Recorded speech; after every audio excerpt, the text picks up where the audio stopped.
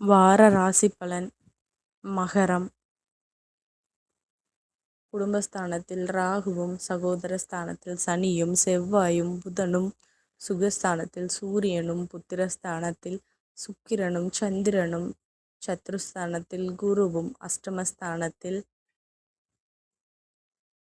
கேதுவும் இருக்கின்றார்கள். சந்திரன் இந்த வாரம் ரிஷபம், மிதுனம், கடகம் மற்றும் சிம்ம ராசியில் சஞ்சாரம் செய்ய இருக்கின்றார். பலன்கள். குழந்தைகளின் எதிர்காலம் குறித்த சிந்தனைகள் மேம்படும். அரசு தொடர்பான பணிகளில் எதிர்பார்த்த சில வாய்ப்புகள் சாதகமாக அமையும். கற்பனை தொடர்பான துறைகளில் முன்னேற்றமான வாய்ப்புகள் கிடைக்கும். பூர்வீக சொத்துக்கள் மூலம் அனுகூலமான சூழ்நிலைகள் ஏற்படும்.